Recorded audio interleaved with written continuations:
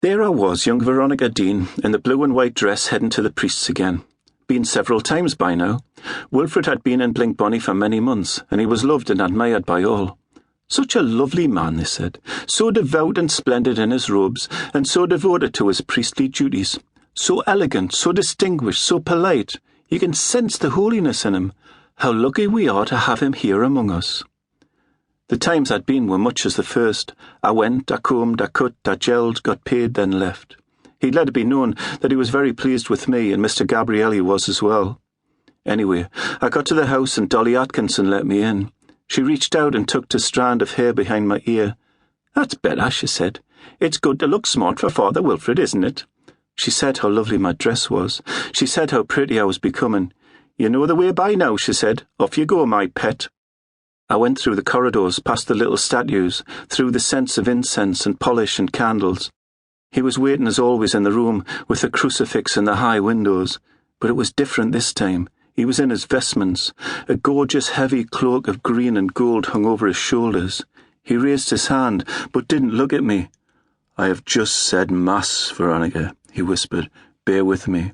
I must take off these things in particular ways, to particular prayers, and then I will have time for you." By now I was not so timid with him. I stood there calmly and waited.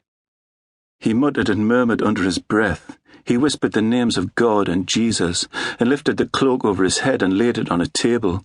He was wearing a long white lovely linen dress thing. He kept on muttering his prayers, and he unwound the rope that formed a belt around his waist. He handed this rope to me, and his eyes were strange, like he was in a dream, or looking somewhere far beyond me. He took off the linen dress thing slow, lifting it over his head and praying as he did it. He folded the dress and laid it down beside the cloak. Now he was standing there in black shoes, black trousers, black shirt, white collar. He sighed deeply, he shivered, he stopped his praying at last, then crossed himself, then he looked at me, like he was seeing me for the first time since I ended. "Veronica," he said. "Father." "Forgive me," he said. "There are rituals I had to observe." He sighed again. "At times," he whispered, "I feel that I am almost become all spirit. I feel that I am about to step through into glory. I feel that I am on the very fringes of eternal bliss. Do you know what I mean?" I couldn't answer that, didn't have a clue what he was on about. He laughed. "Forgive me," he said again. "I see you have my cord in your hands, my dear." I told him that he was the one that gave it to me. "Did I?" he said. I held it out to him and he touched it. "These things I wear on my body have meanings," he said. "This cord is a sign of my binding to the world of things." I still didn't have a clue what he was on about. I just kept on holding it out to him. He laughed again, and his eyes glittered. "You're a good girl, Veronica," he told me. "Aren't you?" "Yes, Father." He got the cord and wrapped it round my waist, and around his own as well, so we were held together. He tugged me to him. I remember how I smelled him so close, how I felt his body so close. I felt like I would faint with the strangeness and confusion of it. "Do you feel close to the world of things?" he whispered in my ear. I could not speak and could not answer. "Or to eternal bliss," he said. He started his murmuring and muttering again, and saying prayers like spells into my ear. He loosened the cord and it fell away from us. Then he dipped his finger in precious oil and started stroking my cheek, my neck, my arms with it.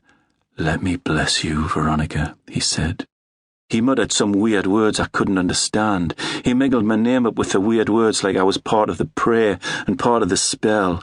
He was close, so close. I was leaning back against the table where the vestments were laid. "Maybe the world of things can also be the world of bliss," he said. "Maybe the world of bliss can only be found here in this world of things. Maybe this place here is heaven, Veronica. Maybe we can make it so. Do you think so, Veronica? For I do. Yes, I do." I started forgetting where I was, and who he was, and who I was. His lips were right against my ear. "I have just worked a miracle upon the altar," he whispered. "Now let me work a miracle upon you."